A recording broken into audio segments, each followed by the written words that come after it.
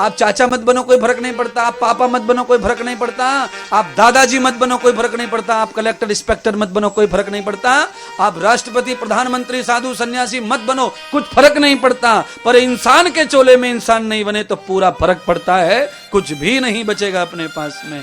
साधु बनना जरूरी नहीं है, संत बनना जरूरी नहीं है, पंडित जी बनना जरूरी नहीं है, वैज्ञानिक होना जरूरी नहीं है, बाबा पापा दादा बुआ भतीजा बनना जरूरी नहीं है।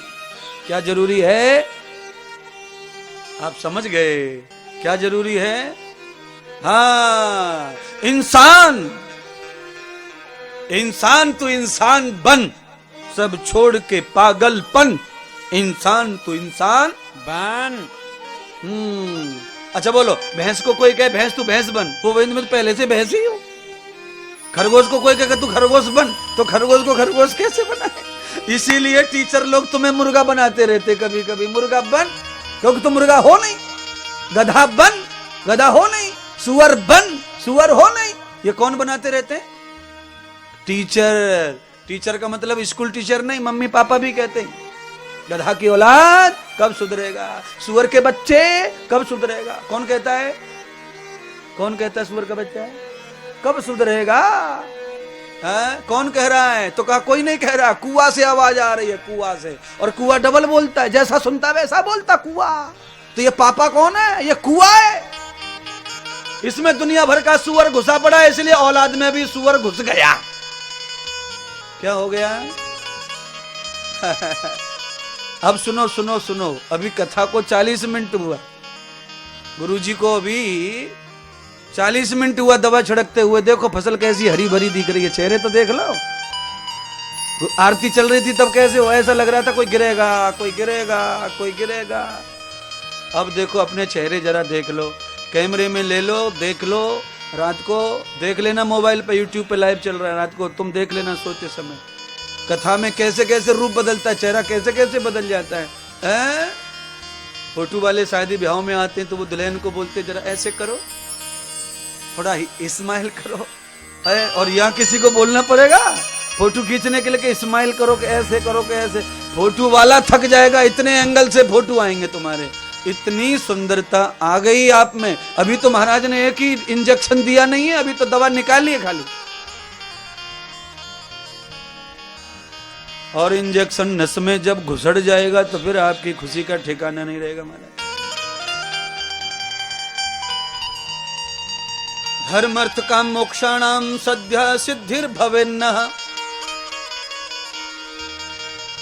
सिद्धि भगवान की भक्ति प्राप्त हो जाए है, यही मनुष्य की सिद्धि है।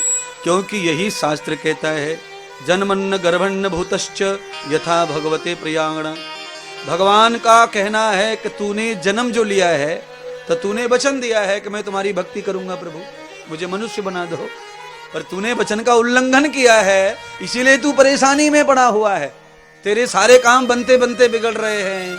तू काम कर करके मरा जा रहा है पर पैसा नहीं आ रहा है, तेरी उन्नति नहीं हो रही है। क्यों नहीं हो रही उन्नति? क्योंकि तू झूठा हो गया है, वचन तूने भगवान का ठुकराया है। अच्छा बोलो, चाचा जी से झूठ बोल दो ज्यादा पाप नहीं लगता है, क्योंकि चाचा भी झूठा ही है। मम्मी से झूठ बोल दो ज्यादा नहीं जमता, क्योंकि मम्मी खूब झूठ बोल चुकी है। पर भगवान कभी झूठ बोले, उनसे जो झूठ बोलेगा उसका झूठ पकड़ा जाएगा, वो चलने वाला नहीं है। चलने वाला नहीं है। अच्छा कल्पना करो, दूध में हरा रंग डाल दो, पकड़ा जाएगा। हरे में हरा डाल दो, क्या पकड़ा जाएगा? बोलिए। पहले से हरा रंग हो रहा हुआ बाल्टी में, ऊपर से एक और पुड़िया डाल दो, 4 पुड़िया डाल दो, कोई फर्क पड़ने वाला नहीं है। पर दूध में एक भी दाना हरा रंग गिर गया तो पूरे दूध में अपने आप चिल्लाएगा कि कुछ पड़ गया, कुछ पड़ गया, कुछ पड़ गया, कुछ पड़ गया। सब चिल्लाते कि नहीं।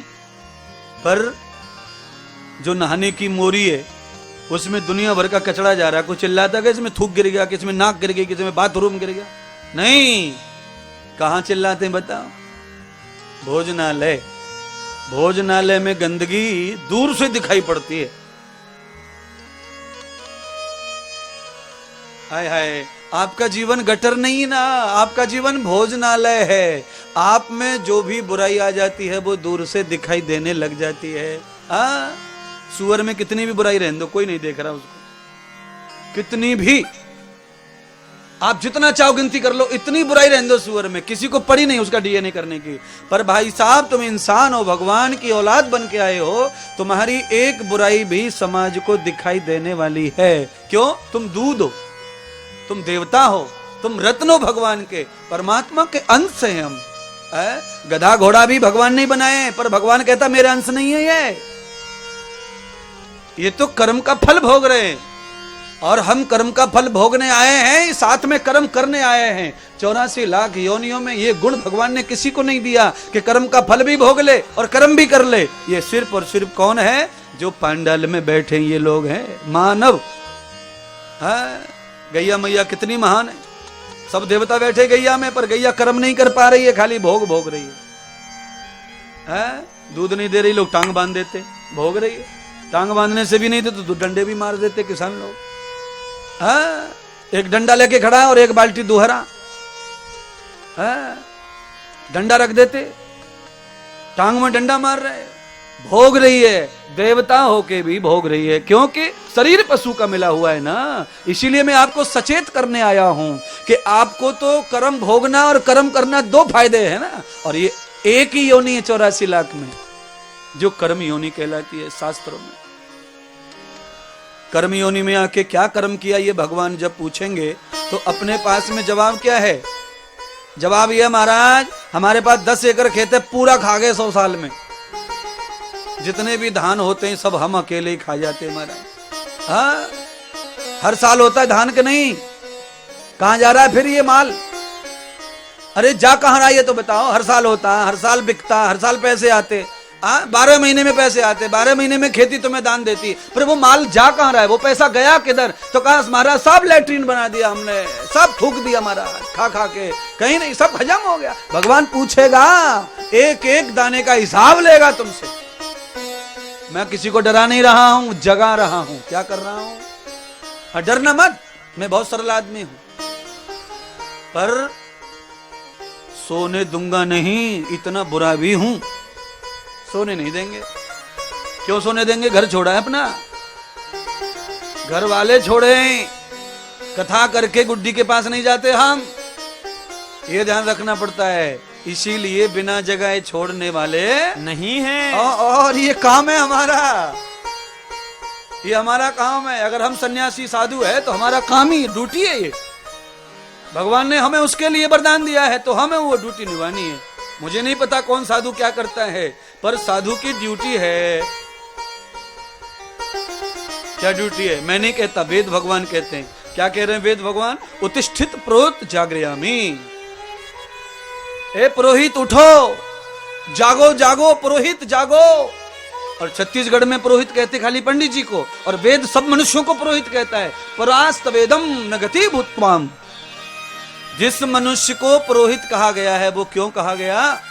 क्योंकि दूसरों के हित की सोचने वाले व्यक्ति को परहित कहते हैं।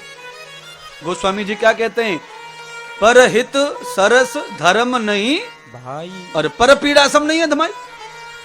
तो भगवान ने मनुष्य को पुरोहित कहा, और हम पंडित जी को पुरोहित मानते, क्योंकि पंडित जी दूसरों के हित करने के लिए इधर उधर पूजा पाठ करते फिरता है, उसके बदले उसे चावल मिल जाए, दक्षिणा मिल जाए, जो मिले सो ठीक है, पर वो तुम्हारी ये शांति, तुम्हारा ये कांति, तुम्हारा ये फलाना, तो इसीलिए उसको पुरोहित कहते हैं।